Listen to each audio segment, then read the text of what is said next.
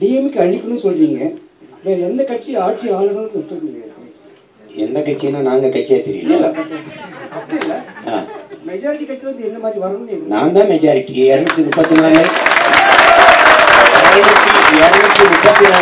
உங்க டிஎம்கே போட்டி போடுமா? 234 உங்க டிஎம்கே போட்டி போடுமா? போட்டி போடுவாங்க சார்.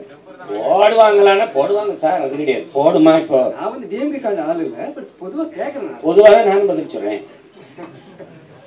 பொதுவாக நானும் பதில் சொல்றேன். ஐயா, அந்த கட்சியை, ஒரு கட்சியை பல கட்சிகளை சேர்ந்து ஒழிக்க முடியாது. ஒரு சித்தாந்தத்தை வச்சிருக்கிற ஒரு கட்சியை, ஆட்சி அதிகாரத்தில் இருக்கிற ஒரு கட்சியை, அதற்கு எதிரான மாற்று சித்தாந்தத்தை வைத்து, அந்த சித்தாந்தத்தை வைத்து தான் அதை வீழ்த்த முடியும். அப்படி பார்க்கும்போது இங்கே 2 பெரும் தத்துவங்கள், இந்தியம் திராவிடம், இப்படி பேசிதான் இருக்கு. அந்த இந்தியம் திராவிடம் 2 அரசியல் கட்டமைப்புக்கும் உள்கட்டமைப்பு சாதிய மத கட்டமைப்பு, இந்த இதுக்குள்ளதான் அரசியல் கோட்பாடு இருக்கு.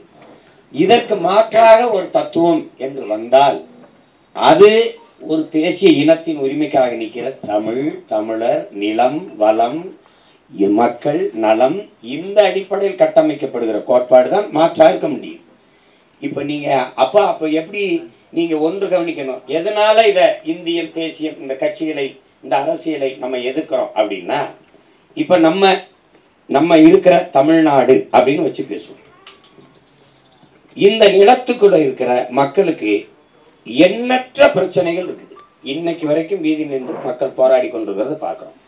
இந்த பிரச்சனைகளை எல்லாம் தந்தது யார் அப்படின்னு ஒரு கேள்வி இருக்கு. இப்போ உதாரணமாக ஒன்று சொல்கிறேன், கச்சத்தீவு எடுத்து கொடுத்தது யார்? கொடுக்கும்போது ஆட்சியிலிருந்து தடுக்காமல் இருந்தது யார்? காவிரி நதிநீர் உரிமை அதை பறித்தது யார்? பறிக்கும்போது அதிகாரத்திலிருந்து வேடிக்கை பார்த்து கொண்டிருந்தது யார்? கல்வி மாநில உரிமை அதை எடுத்துக்கொண்டு போனது யார்? அப்போது அதிகாரத்திலிருந்து தடுக்காமல் இருந்தது யார்? மருத்துவம் எடுத்துக்கொண்டு போனது யார்? மின் உற்பத்தி விநியோகத்தை எடுத்துக்கொண்டு போனது யார்? மொத்த வரியும் சுருட்டி கொண்டு போனது யார்? ஒவ்வொன்றையும் பாருங்க, ஒவ்வொன்றையும். இந்தியை திணித்தவன் யார்? அதை எதிர்க்காமல் வேடிக்கை பார்த்து கொண்டிருந்தவன் யார்? இந்தியை திணித்தவனுடைய கூட்டணி வச்சு அரசியல் லாபத்துக்காக நின்றவன் யார்? எல்லாத்தையும் ஒவ்வொன்றா பாருங்க. நச்சு திட்டம், அணு உலை நட்டவன் யார்? எதிர்த்து தடுக்காமல் வேடிக்கை பார்த்தவன் யார்? மீத்தேன் ஈத்தேன் அதை கொண்டு வந்தது யார்? உன் நிலத்தை வளத்தை கெடுக்கிற நாசகாரத்தை, எந்த ஒரு சிக்கலையும் இந்த நாட்டில் கொண்டு வந்தவன் ஒன்று காங்கிரஸ், பிஜேபி. இது 2 கட்சி தான் மாறி மாறி ஆட்சி செஞ்சது. விடுதலை பெற்ற ஆண்டுகளை 1/2 நூற்றாண்டுகளுக்கு குறையாமல் ஆண்டது காங்கிரஸ். மீதி எல்லாம் இந்த கட்சிகள் எல்லாம். அப்போ தீமையை தந்தவன் போறான், நச்சு திட்டத்தை தந்தவன் போறான் வந்தான். இந்த தனியார் மயம், தாராளமயம், உலகமயம் இந்த நாட்டை சந்தையாக்கினவன் எவன்? இவனுடைய பொருளாதார கொள்கை, இவனுடைய வெளியுறவு கொள்கை, இவனுடைய கொள்கை தான். கல்வி தனியார் அவன் கொள்கை தான், மருத்துவம் தனியார் அவன் கொள்கை தான், போக்குவரத்து தனியார் அவன் கொள்கை தான். இன்னைக்கு உலகம் சந்தை. அமெரிக்க வெளியுறவுத்துறை அமைச்சர் இந்தியாவின் சந்தையை நாம் கைப்பற்றிட்டோம், இந்திய சந்தையை கைப்பற்றிட்டோம். அப்ப இந்தியா நாடு இல்லை, அவனுக்கு ஒரு சந்தையாக்குனது யார்? அவன். எல்லாவற்றையும் சகித்து கையெழுத்து போட்டு பேசாம இருந்தது இவர்கள். இந்த நாட்டில் இருக்கிற சகிக்க முடியாத ஊழல் காரண கர்த்தாக்கள் யாரு? இவர்கள் தான். முறையற்ற நிர்வாகம் இவர்கள் தான். எல்லாவற்றையும் தனியாருக்கு தாரை வார்த்து கொடுத்து கமிஷனை வாங்கி கையெழுத்து போட்டவர் மக்கள் இவர்கள் தான். அப்ப இந்த கோட்பாடுகள் அவன் திணிப்பா, இவன் மறுக்காம ஏற்பான். எல்லாமே அப்படித்தானே இருக்குது. நீங்க பாருங்க, இப்ப என்ஐஏ எதிர்க்கிறோம்ல, என்ஐஏ கொண்டு வந்தது யார்? ஐயா என்ஐஏ கொண்டு வந்தது யார்? ஐயா ஜிஎஸ்டி எதிர்க்கிறோமா இல்லையா? ஜிஎஸ்டி கொண்டு வந்தது யார்? நீட்டை எல்லாரும் எதிர்க்கிறாங்க ஐயா, கொண்டு வந்தவனே எதிர்க்கிறான் ஐயா, கொண்டு வந்துதான் வந்தான். அண்ணா சொல்லுங்கண்ணா. இப்ப நீங்க வந்து காஷ்மீரை 2ஆ உடைச்சது யாரு? பிஜேபி.